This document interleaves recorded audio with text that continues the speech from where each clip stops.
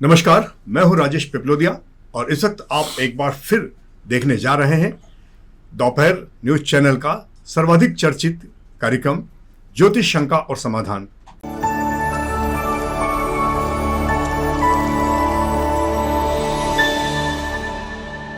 तो दोस्तों, इस बार 15 मार्च से लेकर 30 मार्च के बीच कौन कौन से 30 त्योहार और पर्व आ रहे हैं, उसके विषय में आपको हमारे चिर परिचित चेहरा पंडित कान्हा जोशी जी आपसे फिर मुखातिब हैं और ये पूरी जानकारी देंगे।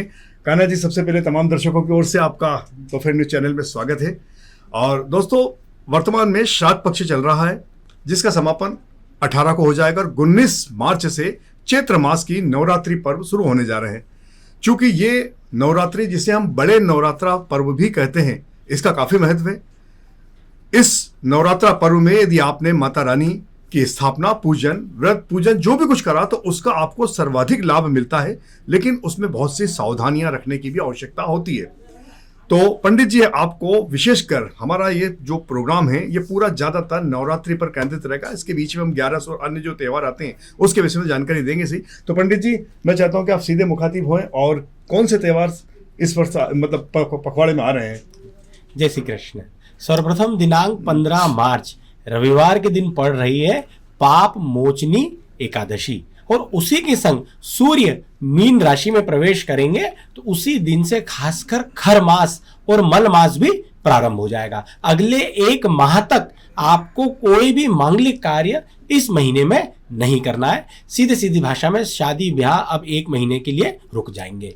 पाप मोचनी एकादशी खासकर आपके पापों का मोचन करने के लिए, पापों का नाश करने के लिए अगर कोई विशेष दिन माना गया है तो वो एकादशी का माना गया है। आप सिंपल इस दिन एकादशी का व्रत करें, फलाहारी पदार्थों से अपना व्रत खोलें। एक ज्योतिषीय उपाय मैं आपको विशेषकर बता रहा हूं, चूंकि रविवार के दिन इस बार एकादशी पड़ रही है तो विशेषकर आपको खासकर माखन और मिश्री का भोग किसी भी गोवर्धन नाथ जी के मंदिर, पंडरीनाथ भगवान के मंदिर में गुप्त रूप से लगा करके आना है। आप स्वयं अगली एकादशी तक भगवान नारायण की कृपा महसूस करेंगे।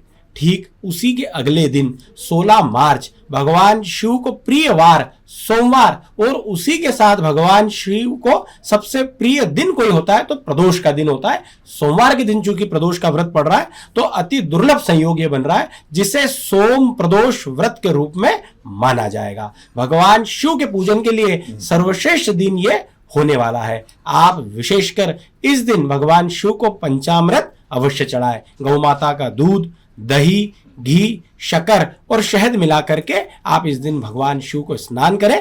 अगर वैवाहिक जीवन में तनाव चल रहा है तो जोड़े से इस दिन आप व्रत करें और भगवान शिव के दर्शन करें।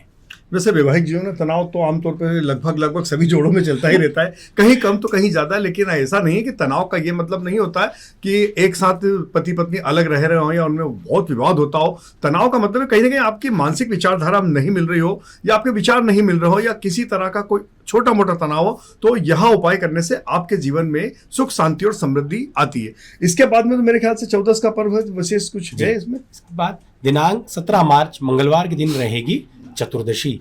विशेषकर इस दिन खासकर चूंकि नवरात्रि से पूर्व श्राद्ध पक्ष चल रहा होता है, इस श्राद्ध पक्ष का कई लोगों को ज्ञात नहीं है, लेकिन फिर भी ये पितरों के दिन चल रहे हैं। तो खासकर मंगलवार के दिन चतुर्दशी और उसी के संग बुधवार 18 मार्च को अमावस्या पे, इन दोनों दिन आपका जितना पॉकेट अलाउ करे उस दिन आप पितरों के नाम से दान पुण्य अवश्य करें।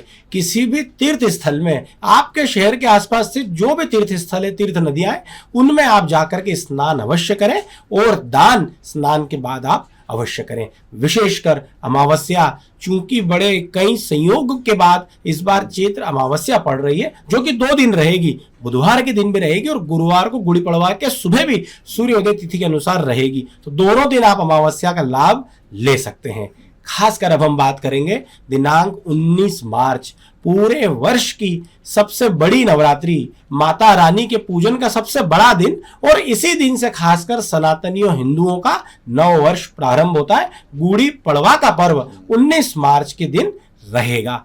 कई शुभ संयोगों में इस बार नवरात्रि पड़ रही है। आप चाहते हैं कि आपका पूरा वर्ष मंगलमय हो तो विशेषकर अपने कुल की देवी क्या आप नाम जान करके अपने घर में कोई भी बड़ा व्यक्ति जीवित हो तो उससे आप अभी जान लीजिए कि आपके कुल की देवी का नाम क्या है, कुल की देवी का स्थान क्या है, कुल के भैरव का स्थान क्या है। और पूरे परिवार के साथ मैं हर बार कहता हूं कम से कम वर्ष में एक बार नवरात्रि में आप माता रानी के दर्शन अवश्य करें। इसकी शुरुआत किस तरह से की जाए? बिल्कुल एक सादा सिंपल जो पूजा पाठ की विधि होती है, चूंकि इसमें घट स्थापना तो होती है लेकिन वो अलग प्रकार की होती है, मूर्तियां स्थापित आमतौर पर नहीं होती है, तो घर में अगर करें तो किस तरह से तैयारी करके इसकी शुरुआत करें? जी, जैसा राजेश जी ने कहा घट स्थापना, इसका बेसिक अर्थ कोई होता है मतलब कलश की स्थापना। इनमें आपको कोई माता जी की बड़ी बड़ी मूर्तियां नहीं लानी है। आपके घर में जो कलश है, कलश में आपको विशेषकर सर्वप्रथम नीचे आपको चावल या फिर गेहूं की ढेरी लगा के अष्टदल कमल बनाना है। अष्टदल कमल मतलब एक गोल घेरा आपने गेहूं का बनाया और आपने 8 प्रकार की उनकी भुजाएं निकाल दी। उसके ऊपर आपको कलश रखना है। कलश में 5 अशोक के पत्ते या पान के पत्ते रखना है, नारियल आपको रखना है। एक बात का ध्यान रखना, कलश के अंदर जल भरा हुआ हो, एक सिक्का हो, एक सुपारी हो, थोड़ी सी हल्दी हो, थोड़े से चावल के दाने हो, डाल करके आपको अच्छे शुभ मुहूर्त में गुड़ी पड़वा के दिन स्थापना करनी है, जिसे घट स्थापना कहा जाता है। अगर आपके कुल के अनुसार, कुल परंपरा के अनुसार अगर जवारे भी बोए जाते हैं तो आपको जवारे भी बोना चाहिए, जो कि सिंपल आपको एक मिट्टी के पात्र में आपको मिट्टी रख करके आप गेहूं को रात भर भिगोएंगे और उन्हें जब आप मिट्टी में डालेंगे और रोज आप पानी डालेंगे तो अपने आप माता रानी की कृपा से,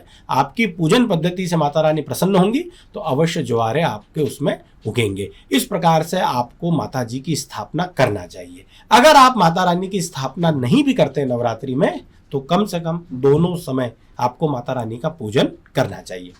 इसमें अष्टमी और नवमी का क्या महत्व है, क्योंकि वो विशेष और खास दिन होते हैं? जी, विशेषकर पूरी नवरात्रि इस बार 9 दिन की रहेगी। कोई भी तिथि घट नहीं रही है। दिनांक 26 मार्च को जाकर के महाअष्टमी, दुर्गा अष्टमी का पर्व मनाया जाएगा। खासकर हर कुल में बड़ी पूजा अगर किसी दिन होती है तो महाअष्टमी की होती है। आप किसी भी बड़े शहर में अगर नौकरी कर रहे हो तो कम से कम महाअष्टमी के दिन रिजर्वेशन करा के अपने घर आए, पूरे परिवार के साथ माता रानी का, कुल देवी का पूजन करें। आपकी कुल देवी को जो भी भोग लगता है पकवान बना करके आप उस दिन भोग लगाएं। आपके शहर की देवी, जो भी शहर की देवी है, उनके दर्शन आप दुर्गा अष्टमी पे या पूरी नवरात्रि में अवश्य करें। दिनांक 27 मार्च के दिन रहेगा राम नवमी का पर्व, दुर्गा नवमी का पर्व। भगवान राम का जन्म उस दिन हुआ था। उस दिन खासकर चैत्र महीने की नवमी और पुनर्वसु के साथ साथ पुष्य नक्षत्र रहेगा, तो खासकर उस दिन आपको माता रानी को विदा करते हुए आपको उस दिन जवारों का पूजन करना है। और दोपहर में 12 बजे जब अभिजीत मुहूर्त में भगवान राम का जन्म हुआ है, उस समय विशेषकर आपको राम जानकी के मंदिर जाकर के भगवान राम के जन्मोत्सव में शामिल होना चाहिए। और हर बार मैं कहता हूं कि आपको विशेषकर अपने घर के आसपास स्थित कोई भी जयंती अगर बन रही है, चाहे वो राम भगवान का जन्मदिन हो, हनुमान जी का जन्मदिन हो, भैरव अष्टमी हो, शनि जयंती हो, किसी भी मंदिर के उत्सव में आपको शामिल होना चाहिए। तन से भी सहयोग करना चाहिए, मन से भी सहयोग करना चाहिए और धन से भी करना चाहिए। अमूमन हम लोग देखते हैं कि हमारे घर के पास में मंदिरों में आयोजन होते हैं तो हम लोग सहयोग नहीं करते हैं। मैं फिर कह रहा हूं, तन से भी आप करना, थोड़ा समय निकालें, भंडारों में थोड़ी परोसगारी करें, इससे आपको कई प्रकार का पुण्य मिलेगा। और अगर आपका पॉकेट अलाउ कर रहा है तो कहीं ना कहीं रामनवमी पर, हनुमान जयंती पर भंडारे होंगे तो उसमें अपने क्षमता के अनुसार आपको दान अवश्य करना चाहिए। तो पंडित जी, आपने पहले दिन से लेके तो 10वीं तक और विशेष तो 11 का भी बता ही दिया है, रामनवमी का पूरा हो चुका है। तो इसके बाद और क्या बचता है इस माह, क्योंकि मार्च माह की तो समाप्ति होने वाली है और अगली बार हम जब इनसे दर्शकों से मुलाकात करेंगे तो 1 अप्रैल को ही हो पाएगी। जी, इसके बाद विशेषकर 27 तारीख को रामनवमी का समापन हो जाएगा। उसी के साथ साथ एकादशी का पर्व विशेषकर रविवार के दिन पड़ेगा। रविवार को चूंकि ये एकादशी होने वाली है तो खासकर पिछले माह की एकादशी भी रविवार के दिन थी, तो वही सेम उपाय आपको करना है। एकादशी के दिन विशेषकर आपको माखन मिश्री का भोग गुप्त रूप से किसी भी ठाकुर जी के मंदिर में अवश्य लगाना है। हर बार मैं एक बात कहता हूं, आप कोई व्रत करें या ना करें, अपने व्यस्ततम जीवन में आजकल व्यक्ति व्रत नहीं कर पाता है। केवल आप एकादशी के व्रत का नियम हमारे कहने से बना लीजिए। 15 दिन में एक दिन एकादशी का व्रत करें, पूरे 15 दिन में आने वाले सभी त्योहारों के व्रतों का फल आपको मिल जाएगा।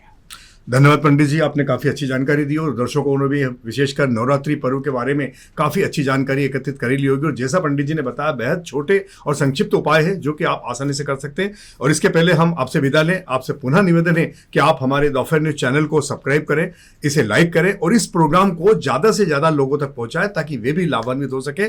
और यदि आपके कोई सुझाव हो, कोई विचार हो, यदि आप हमसे संपर्क भी करना चाहते हैं पंडित जी से, तो दोपहर न्यूज चैनल पर इनके नंबर, पंडित जी के भी नंबर मौजूद है और हमारे चैनल के भी नंबर मौजूद है। आप अपने सुझाव भी कमेंट बॉक्स में जाकर दे सकते हैं। धन्यवाद।